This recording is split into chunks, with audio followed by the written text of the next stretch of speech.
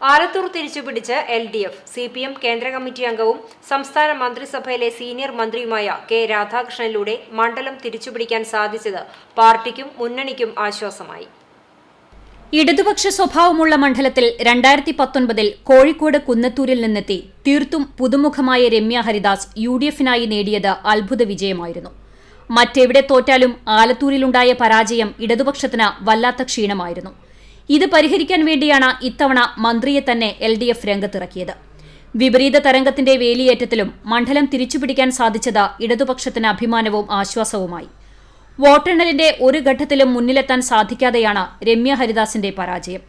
സംസ്ഥാനത്ത് UDF വിജയതരംഗം തീർത്തപ്പോൾ 1.5 ലക്ഷത്തിൽ പരം വോട്ടിന് വിജയിച്ച ആലത്തൂർ നിലനിർത്താൻ സാധിക്കാതെ വന്നത് ഐക്യജനാധിപത്യ മുന്നണിക്ക് നിരാശയായി.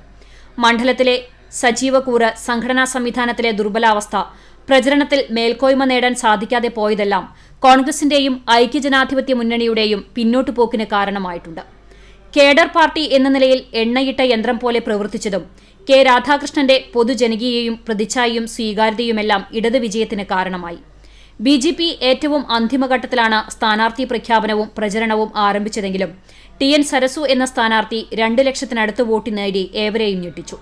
കഴിഞ്ഞ 2 വർഷവും 86,000-ൽ പരം വോട്ട് മാത്രമേ നേടുവാൻ ദേശീയ ജനാധിപത്യ സഖ്യത്തിന് സാധിച്ചിരുന്നുള്ളൂ എങ്കിൽ ഇക്കുറി ഇതിൽ നിന്ന് 1 ലക്ഷം വോട്ട് വർദ്ധിപ്പിച്ച് മണ്ഡലത്തിൽ BJPയും കരുത്ത് വ്യക്തമാക്കി.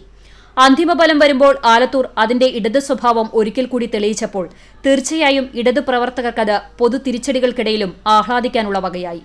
ആദ്യമായി തന്നെ ഇടതുപക്ഷ ജനാധിപത്യ മുന്നണിയെ വിജയിപ്പിക്കാൻ വേണ്ടി വോട്ട് ചെയ്ത മുഴുവൻ ആലത്തൂരിലെ പ്രിയപ്പെട്ട വോട്ടർമാരോടും സ്ഥാനാർത്ഥി എന്ന നിലയിൽ എന്റെ നന്ദിയും കടപ്പാടും ആദ്യമായി രേഖപ്പെടുത്തുകയാണ്.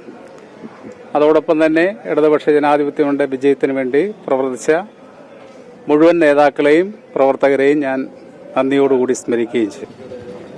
എന്തായാലും ആലത്തൂർ മണ്ഡലത്തിലെ ജനങ്ങൾ ഏൽപ്പിച്ച ഉത്തരവാദിത്തം അത് ഈ നാടിനു വേണ്ടി, ജനങ്ങൾക്ക് വേണ്ടി കൃത്യമായി നിർവഹിക്കും എന്ന് മാത്രമാണ് ഈ സമയത്ത് പറയാനുള്ളത്. തീർച്ചയായിട്ടും നമ്മുടെ രാജ്യത്തിന്റെ മതേതരത്വവും ജനാധിപത്യവും ഫെഡറൽ സംവിധാനവും ഒക്കെ നിലനിർത്താൻ വേണ്ടിയുള്ള പോരാട്ടം ഇനിയും ശക്തിപ്പെടുത്തേണ്ടതുണ്ട് എന്ന് തന്നെയാണ് നമുക്ക് ഈ തെരഞ്ഞെടുപ്പിന്റെ റിസൾട്ട് ചൂണ്ടിക്കാണിക്കും. Political desk CCTV.